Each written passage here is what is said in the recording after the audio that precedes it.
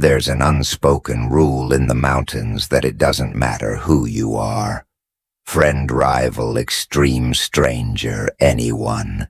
If you ever find yourself in a pinch and stumble upon another hunter's cabin, you're welcome to seek shelter there. It may not be talked about out of politeness or because there's no one to talk to, especially in the winter months. It's hard to see anyone for weeks, sometimes months. But that's the rule. If you need it, you use it. No judgment, no questions, no stealing anything. I'm not a burly, weathered mountain boy who flosses with bark and never shaves. But I like to hunt. I often leave my little Alaskan town for weeks and go to my hunting cabin in the mountains. I'm a pretty cautious guy, and I know the mountains can be treacherous. So when I go prepared. I check the forecast in the long run. I gather the necessary provisions. I bring backup and make sure I have enough of everything I need to survive, at least a week longer than I plan to stay. Just in case, I always thought my precautions would protect me. But like a child's security blanket, they were nothing more than an illusion of security. There are no plans when Mother Nature decides she is in a bad mood. So I didn't expect to get caught in a blizzard that day. Music. It started out sunny and cold, but as the day progressed, some clouds formed music. By the time they piled up and turned into a thick layer of clouds, I was already on my way to my cabin with a couple of hares. Hanging from my shoulders, I had called them dinner and breakfast. I was thinking breakfast for dinner, and dinner for breakfast, if only to make me laugh. It's the little things like that that keep me from being lonely becomes loneliness. The snow seemed to come out of nowhere, as if someone had slammed an awning shut, and all the snow piled on top of it had come down at once. Except it wasn't a single snowstorm, but a relentless and endless assault. Last time I checked, the weather reports didn't say blizzard, and yet I found myself walking through a blizzard. It got dark very quickly, and I regretted that I had left my flashlight at the shelter. I had planned to return home well before dark, so I didn't think I needed it. I was very mistaken. The snow stung painfully as it dug into my eyes. I had to squint almost completely to keep from being blinded by those sub-zero jolts. The wind howled and soaked my clothes to the bone. I could barely see 2 feet in front of me, and I couldn't see the 2 feet below me as they sank in a growing white blanket. I'm not sure when I realized I was lost. At some point, I knew I should have gotten to my cabin, but all I saw was white. With a few strands of gray swinging in the thick breeze, the hairs on my neck were seizing up and hitting me with every breath of air and every clumsy and loud step. I was running out of energy and ideas, and I was starting to panic. I could have turned 100 times in a computer chair and felt less disoriented than in that smoke screen. And then a cabin. Literally, it was so dark and snowing so hard, I couldn't see the structure until I stumbled face first into it. I put my hands on the wooden facade so I wouldn't lose them in the storm, and I turned around until I found a door. I wasn't in a bind. It was a matter of life, or death, or death, death. Music, in case there was someone inside. I knocked on the door and waited for an answer through the howling of the wind. I swore today come on when I opened the door and walked in a small avalanche of snow. Accompanied me. I didn't bother trying to kick it out as I fought against the wind to close the door behind me. The relief was instant without the air whipping me. I had stopped the timer that was moving towards my death by freezing. "Thank you," I whispered. I turned back to the inside of the cabin and tried to get my bearings, but all I saw was darkness, which meant I had no real way of judging the size of the cabin. I had circled it, but I had been stumbling around half-blind, focused on trying to find a doorknob, so I had no idea how far across the cabin I had traveled.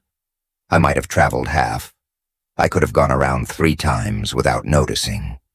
Through the darkness, all I could see was the vague silhouette of someone sitting in a corner. "You're a real life saver," I said. "No," he answered.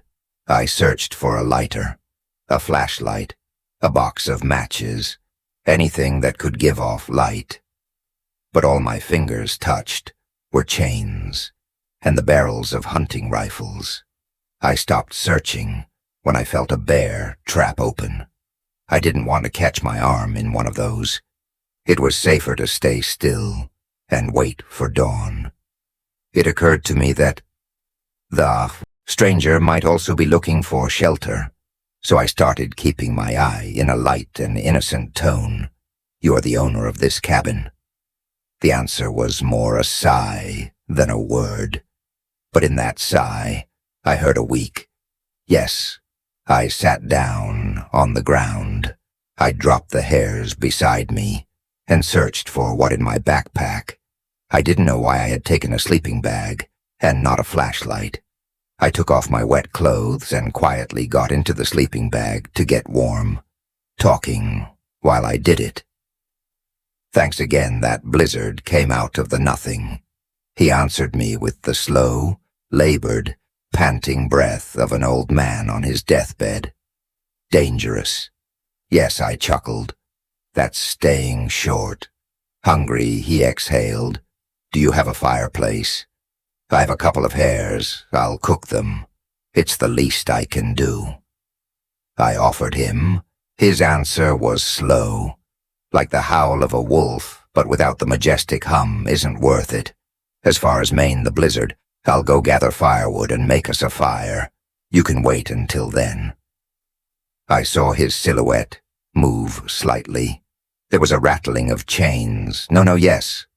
The final no turned strangely into a yes, like someone drastically changing to a much higher note on a flute. Mid-breath, I twisted my neck to look out the only window in the cabin. It was completely black, completely white. It was like a visible glow against the black background of the wood. Although intrinsically dark, I focused on it and not the rest of the cabin, because it was the only glimmer of light I could see. "If you don't mind, I'll try to get some sleep," I said, tired. He didn't answer, but I was not surprised. The mountaineers don't talk much, even when they go down to town for the few provisions they can't make themselves. I shrugged and settled in for the night, but I felt something hard against my side. Sighing, I leaned back a little further and got comfortable. I was exhausted, so it didn't take me long to fall asleep, despite the song of the wind that sounded outside the walls. I hugged my sleeping bag and fell asleep. I was woken up by another strange creaking sound that made me get up from the bed, thinking the roof was about to collapse. From the weight of the snow, I got ready, but when the sound came back, I realized it wasn't on top of me, but beside me. Near my belongings, the silhouette had disappeared from the corner, and I could hear its deep, rough breathing accompanying the creaking. "What the hell are you doing?" I snapped at it. It retreated to its corner with a clatter of chains. My adrenaline was through the sky, and I didn't even know why something about this stranger put me almost in a state of panic. My instincts told me to leave, but I couldn't allow myself to. Music, whatever this guy was up to, I was safer with him than out there in the middle of the blizzard. I grabbed my backpack and leaned against the wall in a sitting position, staring at the silhouette, waiting for him to make some music move. I stayed awake an alert not looking away, even as the howling of the wind grew weaker.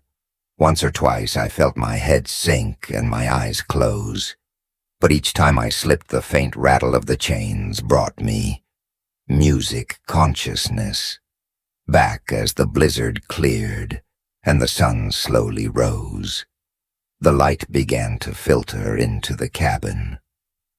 The scene filtered in small increments, with each layer uncovered by the sun like a printer, spitting slowly the whole picture, line by line. It wasn't in a cab, but in a large shed about 3 by 2. Meant there were tools, traps and rifles lined up on every wall. The silhouette in the corner slowly stopped, being a silhouette, and started being a different person. Thin, not emaciated, pale, not white. Ghost man, not corpse. Corpse was dead, long time. Dead long, long dead. His body was all wrinkled and mummified. Is that the right word? Not it was wrapped in bandages or anything like that. But his skin was completely dehydrated and stiff, like an unwrapped mummy. The hair hung from his head in messy strands. The teeth poked out from his lips, shrunken with a large gap, where the upper right canine should have been. There was a 1,000-year-old blood stain soaked into the wood beneath him. I followed it with my gaze. To his origin, his left foot, and the bear trap he had been trapped in. There was an empty hook on the wall above him, with a chain leading to the trap. It was long enough for him to move, but not long enough for him to reach the front door or the saw hanging above it. My best guess was that the trap had fallen on its own while he was out, and at some point he had made a supply run in the dark and had been trapped in his own trap. He probably died of thirst or something. Look, I'm telling you, he wasn't breathing. He wasn't moving. He was dead as a doornail, and had been for quite some time. I sat there, reasoning that I had been delirious the night before, or fatigue, dehydration, disorientation caused by the blizzard made me imagine his voice. Those slow, hissing sounds that I thought were answers were just the wind from outside. I had misinterpreted them because loneliness had finally defeated me. The elements had conspired against me to create a living person from someone who definitely wasn't. It was a good and logical explanation, and I wish I could say it was true, except that I'm not the one who ripped off his head at breakfast. It's not my canine tooth that I found on the ground beside me. It's not my dry, dirty, wooden nails that stick out of my sleeping bag. It's not me who smeared white hairs on the dry, cracked lips of the corpse. I didn't stay for dinner. Music.